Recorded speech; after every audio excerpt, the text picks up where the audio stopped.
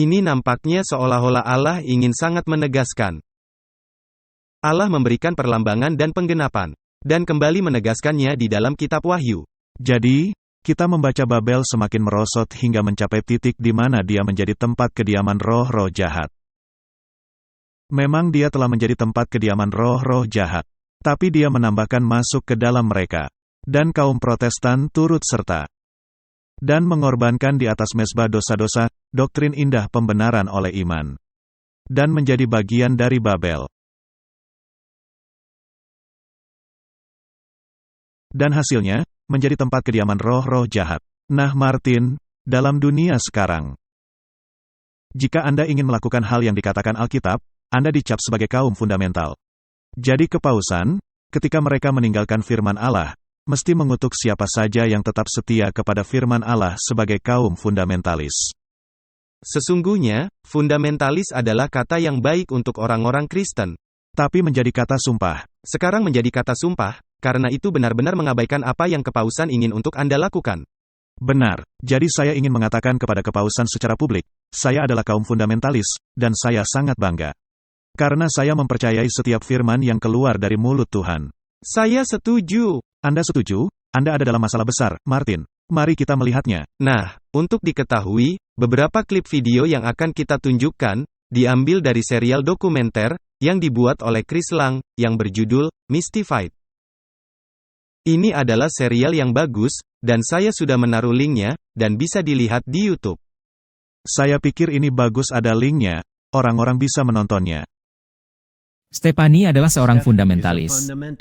Suatu istilah yang berasal mula dari paham Protestan awal abad 20 untuk menggambarkan orang-orang Kristen, yang mempercayai Alkitab sebagai kebenaran mutlak Allah bagi umat manusia. Paus Yohanes Paulus II mencoba membentuk ulang istilah ini sebagai hal yang jahat. Dan pada tahun 1999, dia mendesak konsili antaragama dengan 200 para pemimpin keagamaan untuk mengutuk kaum fundamentalis Kristen. Kelompok ini sepakat bahwa kaum fundamentalis keagamaan yang menolak turut serta dalam pergerakan oikumene global harus dibungkam.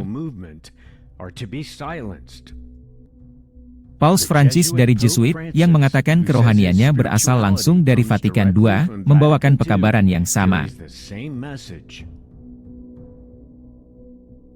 Suatu kelompok fundamentalis, bahkan jika tidak menyerang siapapun, tetap bersifat kekerasan. Kita harus sangat mewaspadai kepada setiap jenis kelompok fundamentalis. Dengan keadaan dunia yang ada sekarang, kita memerlukan suara moral seperti Paus Francis. Untuk fokus kepada umat manusia, adalah amat kritis sekarang ini. Karena adanya begitu banyak polarisasi dan konflik di dunia. Dalam tahun-tahun terakhir, Paus Francis bergabung dengan koalisi dari para pemimpin, dari perwakilan perusahaan-perusahaan terbesar dan paling berkuasa di bumi. Menurut pernyataan pers, kemitraan menempatkan anggota-anggota koalisi di bawah pimpinan moral Paus.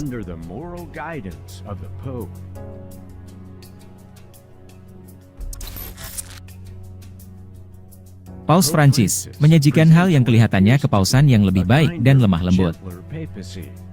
Bukankah dia berkata bahwa spiritualitasnya langsung berasal dari Vatikan II?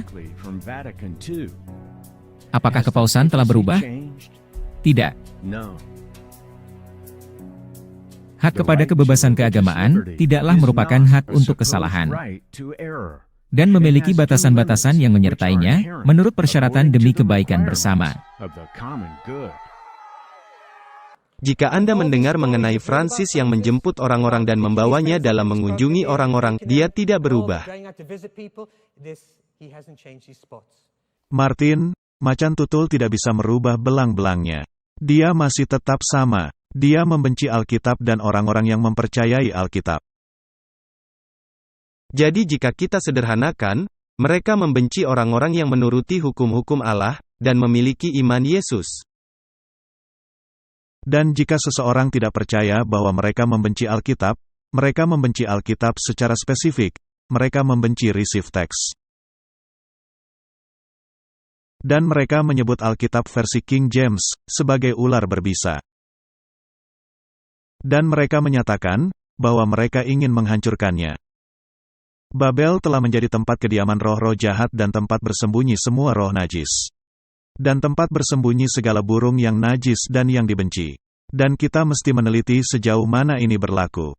Dan dia menyatakan, bahwa dia tidak akan kehilangan anak-anaknya. Dan Ratzinger, atau Paus Benedik, dia yang berkata, dia adalah ibu dari semua gereja-gereja. Dia bukanlah saudara perempuan, dan anak-anaknya mesti kembali kepada ibunya. Jadi paham Protestan mesti kembali. Juga semua gereja-gereja yang memisahkan diri darinya mesti kembali. Dan di dalam kitab Wahyu, dia secara publik menyatakan, dia tidak akan kehilangan anak-anaknya. Mereka akan kembali, jadi, ketika Anda kembali kepada Babel, maka Anda menjadi bagian dari Babel. Jadi mari kita melihat, bagaimana gereja-gereja telah menyerah kepada kekuasaan Babel. Yang mulia, ini adalah Wesley Granberg Michaelson, Sekretaris Umum dari Gereja Reformasi di Amerika. Yang mulia, ini adalah Pendeta Dr. Clifton Kirkpatrick, pegawai dari Perkumpulan Umum Gereja Presbiterian di Amerika Serikat. Yang mulia, ini adalah Pendeta Dr. William J. Shaw, pimpinan dari Konvensi Baptis Nasional Amerika Serikat. Yang mulia, ini adalah Uskup James Leggett, pengawas umum dari Gereja Pentakosta Internasional, Holiness Church.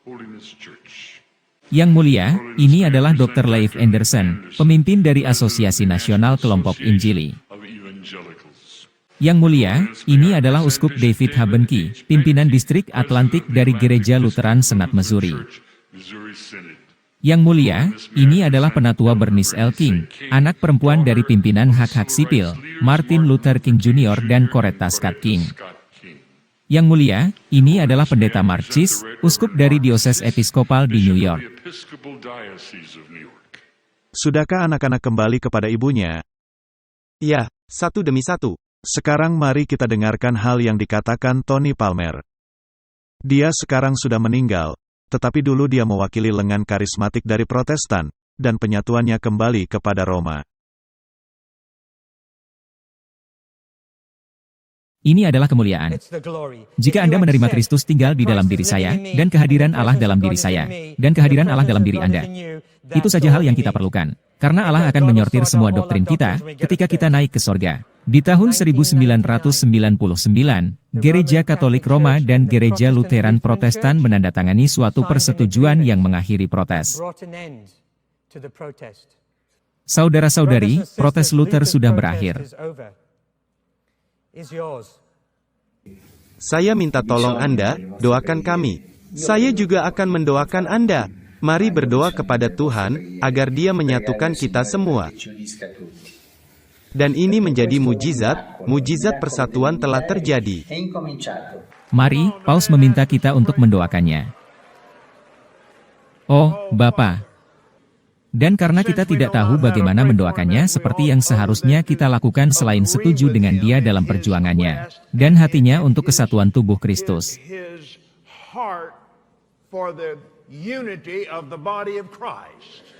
Jadi Bapa, sekarang kami ada di sini. Menurut kitab suci, kami tidak tahu cara berdoa, kami berdoa dalam roh. Kami menerima kalimat dalam Roh Kudus. Kami menerima doa dalam iman. Kami menerima kata-kata yang bukan kata-kata kami sendiri.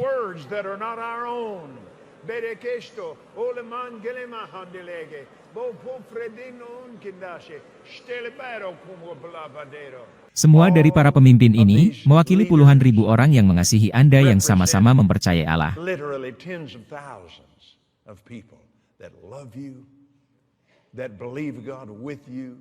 Dan sebagai jawaban kepada permohonan Anda, kami baru saja mendoakan untuk Anda, bersama Anda, dan kita melakukannya di dalam roh.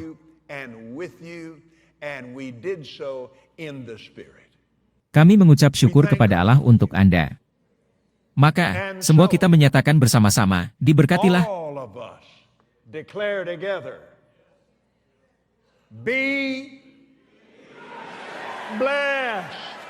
Saya memberitahu Anda sekarang ini, surga sangat tergerak oleh peristiwa ini.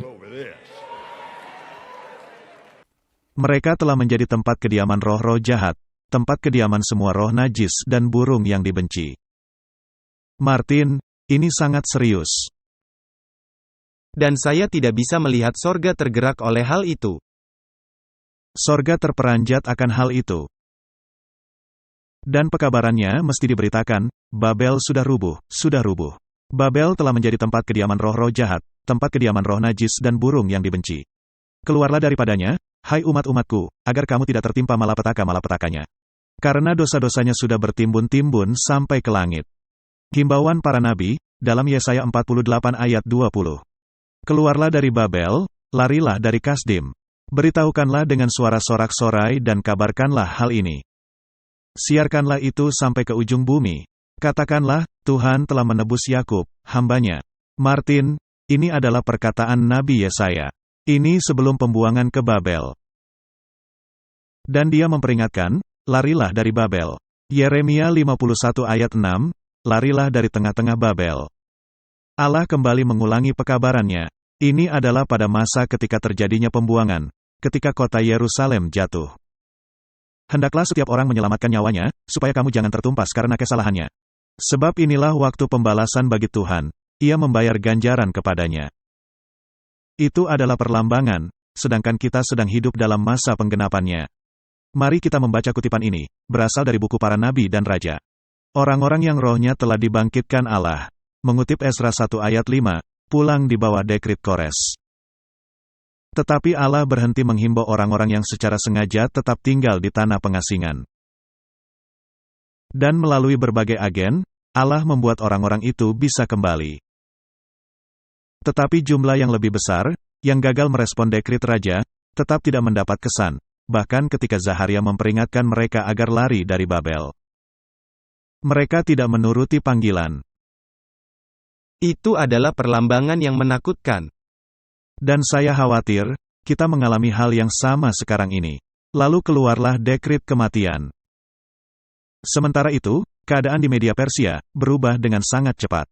Darius Histapes digantikan oleh Artasasta Agung. Selama masa pemerintahannya, orang-orang yang gagal melarikan diri mengalami krisis yang dahsyat. Karena menolak jalan kelepasan yang Allah telah sediakan, sekarang mereka dihadapkan kepada kematian, karena adanya dekrit kematian. Apakah akan adanya kembali dekrit kematian? Ya. Jadi, ketika Anda tidak menuruti panggilan untuk keluar, Anda akan terperangkap dalam masalah yang sama. Di sini ada artikel dari Review and Herald. Melalui Nabi Zaharia, juga pengalaman mereka yang kemudian, di zaman Esther dan Mordekai. Allah telah secara jelas memperingatkan umat-umatnya agar lari dari Babel. Waktunya telah tiba, ketika menjadi saat berbahaya untuk tinggal lebih lama di bawah pengaruh bangsa-bangsa kafir. Dalam melihat keadaan yang berubah ini, para imam di Babel, seharusnya cepat dalam menanggapi, siapa yang berada di pihak Tuhan. Suatu panggilan istimewa bagi mereka untuk kembali ke Yerusalem. Jadi, kita memiliki panggilan khusus, untuk kembali kepada jalan-jalan Allah, untuk menuruti hukum-hukum Allah dan memegang kesaksian Yesus. Untuk menuruti hukum-hukum Allah dan memiliki iman Yesus.